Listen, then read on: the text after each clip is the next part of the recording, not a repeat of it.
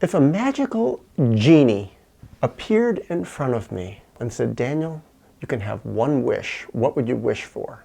This is what I would wish for. I would wish that every single person in the entire world, starting right now, would have their psychological defenses weaken and they could begin to grieve. They could begin to feel all the post-traumatic emotions that they have long held blocked inside, blocked down in their unconscious, deep below the surface, beyond the sight of themselves, beyond the sight of their loved ones, beyond the sight of the parents who caused them the primary harm. If people could feel the longing and the desperation that they felt because of the abandonments, the thousands of little abandonments and sometimes the many big abandonments that they felt along the way, all the blocked feelings that they held about the violations they experienced. I am wishing right now for a terrible, even insane thing. I am wishing for something that, to be honest, would I really wish for such a thing? But let me just go with the fantasy that I am wishing for it, because some part of me deep down is wishing for this. I think this is the only thing that can save our species from the cataclysm that we are headed for, that we have been headed for, that generations and generations and generations of humans have been headed for. The consequence of not dealing with trauma. From not just our parents' generation, but from our grandparents' generation and their grandparents' generation, probably since time immemorial. We live in a society and worlds and in families and in cultures and in religions where burying the trauma and denying the trauma and defending against the existence of the trauma and defending our traumatizers and holding them up as heroes and ideals, that is the way to be. That is the way to be a good person and a strong person and a functional member of society.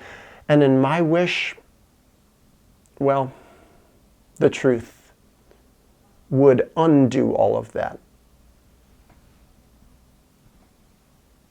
Explode it, rip it apart, dissolve it.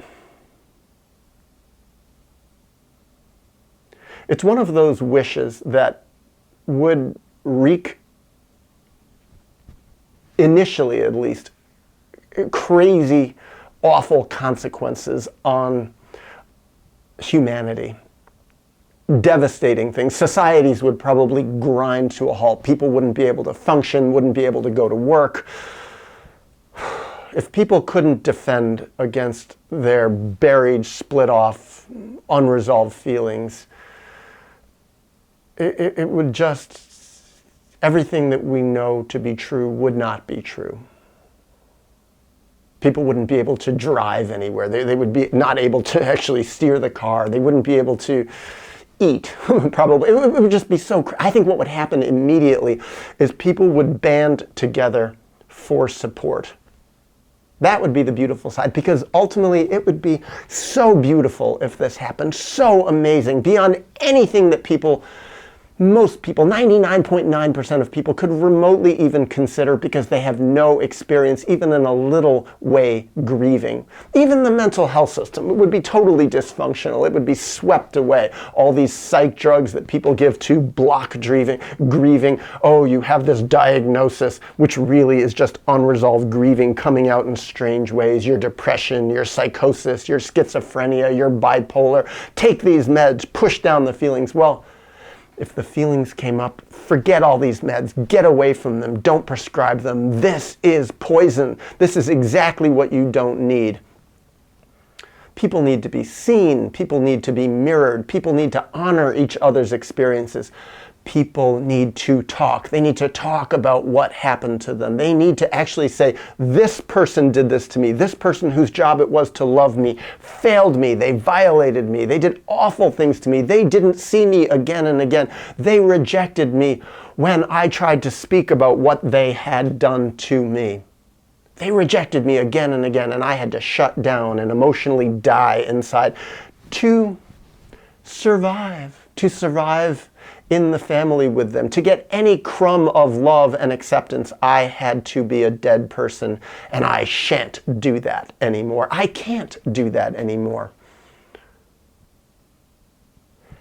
And what would it also be like when people called out their traumatizers and their traumatizers also grieved and said, yes, I did do those things to you.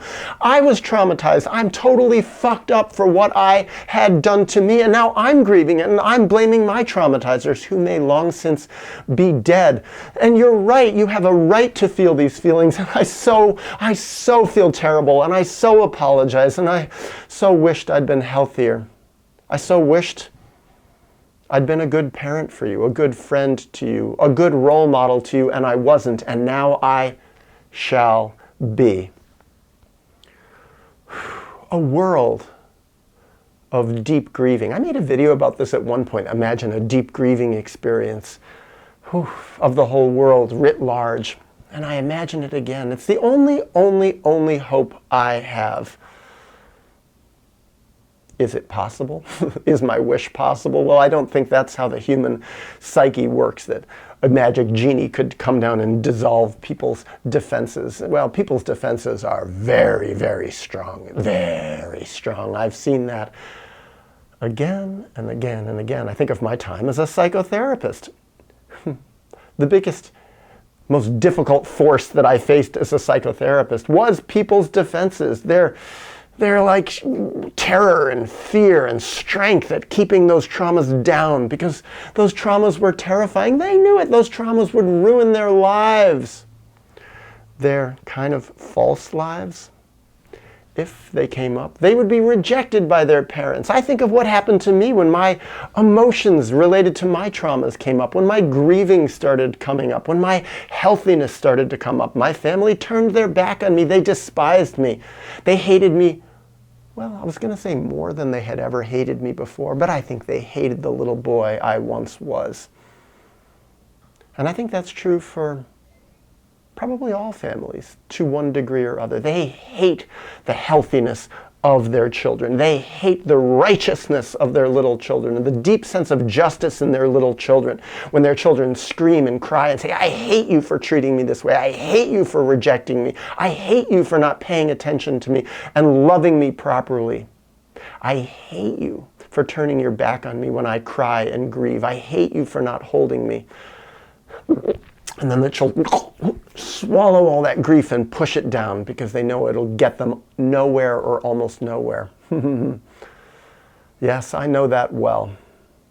I think everybody knows that well, deep, deep down. And if my genie could make this come true and all those feelings of people could come up and all the defenses would go away and people stopped playing out all their unresolved trauma through traumatizing others and continuing to traumatize themselves and deny and traumatize the world and exploit and do all the things that traumatized people do.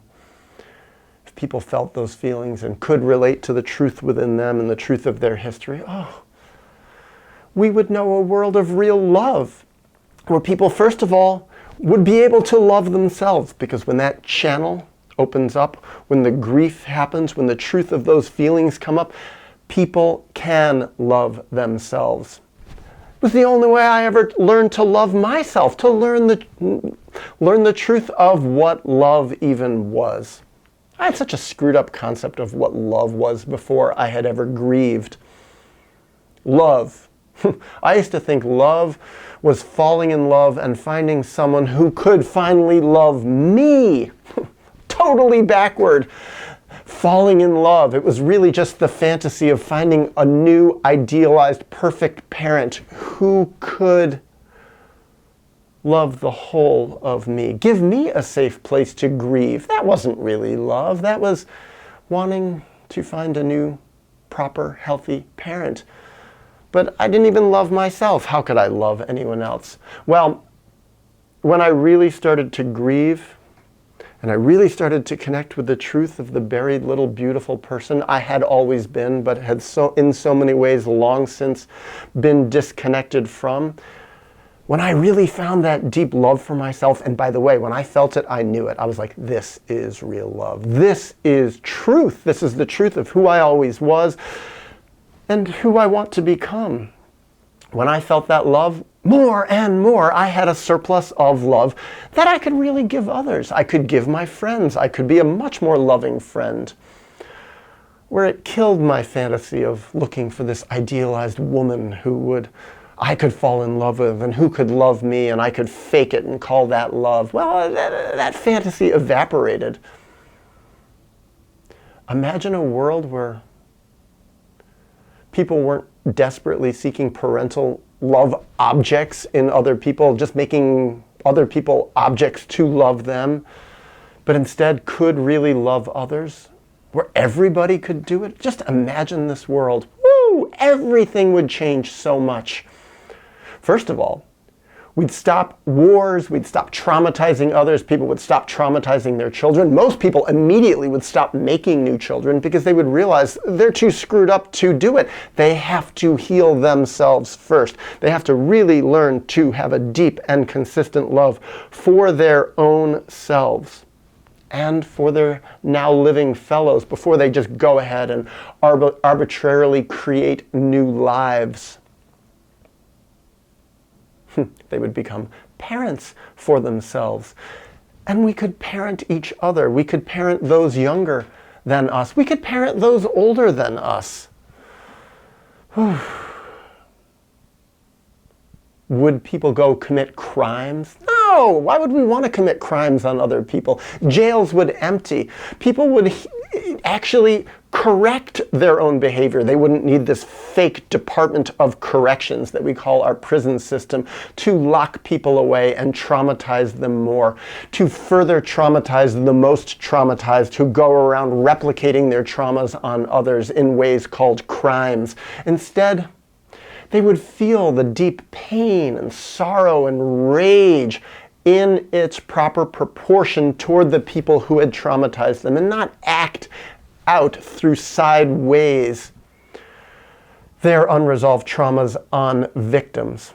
And instead, they could heal it and they could become productive members of a new society who loved themselves and don't hate themselves. Criminals hate themselves. When people commit crimes and violations against others, they despise themselves for it.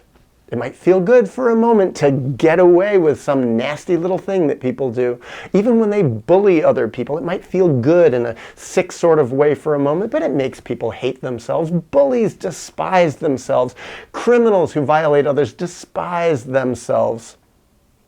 Lousy parents despise themselves. In this new world that I envision, people, they would love themselves, and by extension, they would love others. They would witness others. And we would love our world. We wouldn't keep exploiting our world and exploiting animals and poisoning the earth with our chemicals and poisoning the oceans. I mean, what's the world going to be like if we keep going in the direction we're going in? It's going to go in the ugly way that it already is going in. It's going to be awful. I mean, will there be a living world for us to call our planet home in 1 or 2 more generations? I really question it. And in this world that I envision, the hell that would happen if people felt their feelings, it would change. I think we would start loving our planet home in a way that it's never been loved. The other thing is, I was thinking, if people, lots of people, everybody started feeling their buried feelings, would people go crazy all over the place and commit suicide all over the place?